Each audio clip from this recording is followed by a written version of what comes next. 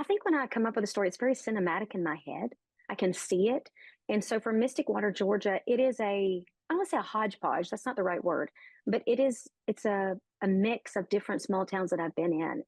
I grew up in a small town, so it has some aspects of that in it. I grew up in a small town in Georgia, but then also I feel like I can see the streets. I can see this. It's not in New England, but there are certain towns in New England that have this feeling where you can walk down the street and there are these old trees and they're shading the street and they shade the homes. And so it is really just kind of this mishmash of small towns that I've been in. So that's where it starts, very cinematic. And Mystic Water, Georgia, it's a town where anything can happen and it usually does. And I love it. It's a place I'd want to take a road trip to because I know there's going to be enchantment around every corner.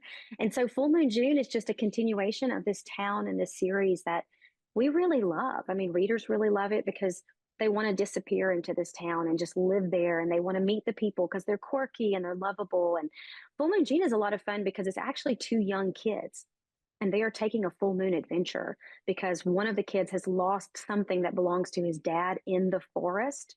And this forest is supposed to be haunted. And so it's a boy and a girl, and the girl's like, no way, no way we're going in there. But she knows she has to help. This is her best friend. She's got to help him recover this compass that they've lost that belongs to his dad. So he's not on restriction until the end of time. So it's just a fun little adventure back into the town and just adds another layer to the town that we know about. Like this is something else that also happens here. But I love revisiting Mystic Water just because literally I feel like there's endless possibilities of what could happen.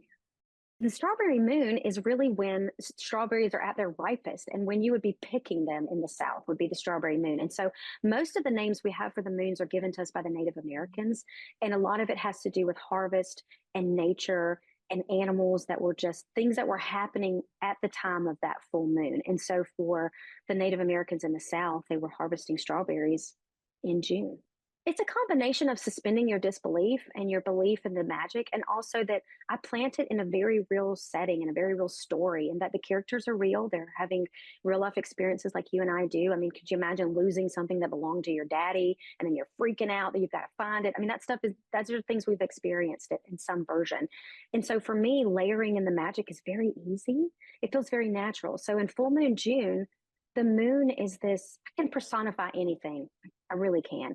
And I think a lot of people personify the moon. I mean, obviously we call the man in the moon. It was made of cheese. We have all kinds of ideas we've made about the moon. And so for me, it's this aspect of it's watching you, it's not creepy. It's just aware of what's happening. It's like the moon is out. It sees everything.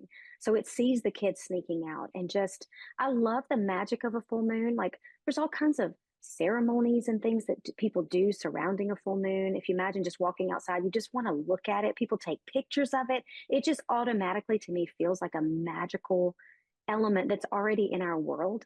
So that's what I mean by it feels easy. There are things that people already believe have their own kind of energy and magic. And I just expand on it.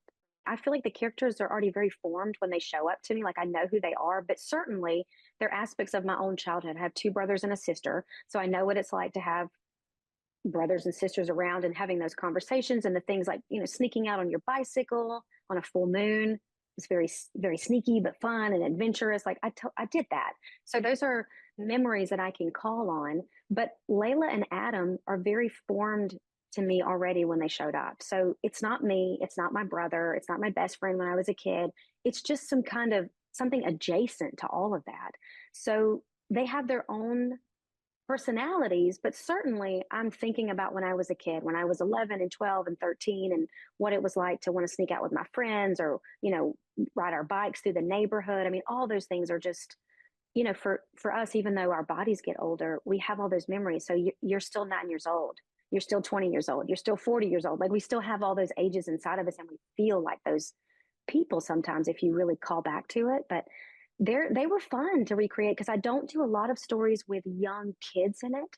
So then what I do when I write something like that is I give it to a friend who's got young kids and I say, is this how they talk? Is this how they, I mean, not exactly like modern kids, but just in general, just like a very broad stroke. Like, is this what a 12-year-old would sound like? And they would say, well, I'd probably say this instead because it's been a long time since I've been 12. It's like I'm recalling a memory of a memory of a memory, right? So like I'm going to think about those voices more as an adult speaking, and I want them to sound authentically like children instead.